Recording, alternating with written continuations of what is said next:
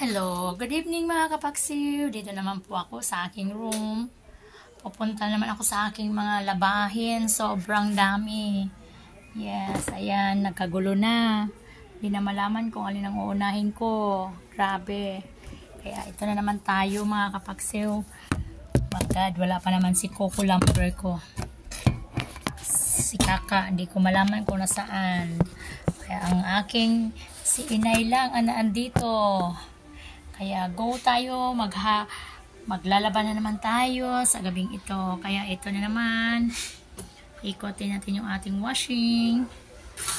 Yes, yan, umikot na. Grabe no, mga kapaksiw. Tingnan nyo, umiikot yung washing ko. Okay, yan.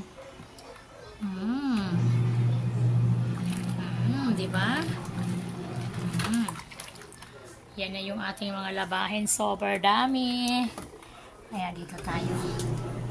Kahit sa ating banyong maliit. Dito tayo sa ating banyong maliit. Maglalaba tayo. Yes. Mga kapagsiw, wala na tayong ibang gagawin sa loob ng bahay kundi maglinis, maglalaba, magligpit. Wala tayong oras sa mamasyal. Kasi mamasyal ka, gastos ka. Diba mga kapagsiw? Gastos ka pag namasyal ka. Maglaba ka na lang. Nawalan ka pa ng damit.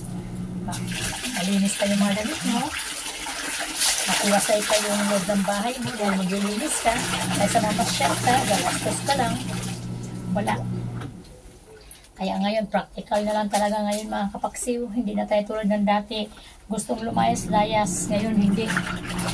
Kita mo naman, ang kanin na yun sa mga Jollibee or saan man is 40. Hindi na ako nakakapasok niyan. Siguro 5 taon na. Kaya 10 taon na. Hindi na ako nakakapasok niyan mga kapagsiw. Sa sobrang taas, yung 40 pesos, ibili ko na 1 kilong bigas. Lahat kami ay kakain. Yung 40, mas marami pa yung isang order ko na kanin. Anong binabayaran namin dun? Yung pwesto, yung pangalan.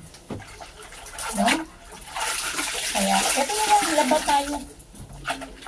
Para matanggal lahat ng mga labahin natin. Wala na tayong labahan.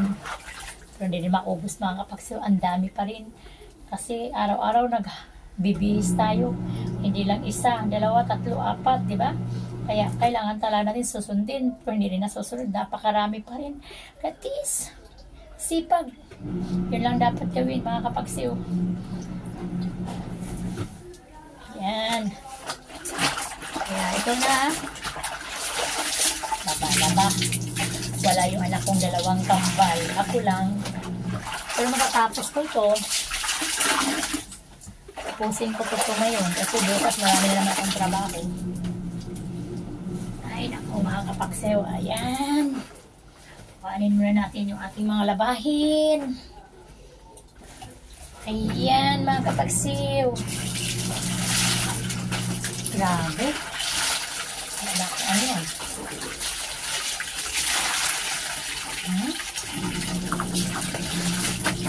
Ayan mga kapagsiw.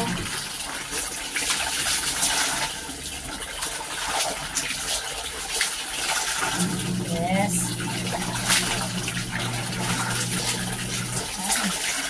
Mahal pa naman ang tubig ngayon. Tumaas na naman. Kaya kailangan hindi tayo masyadong maag sa ating mga damit. Susuotin na rin naman natin ulit. Tanggalin na natin yung pinakapanganay na dumi. Okay na.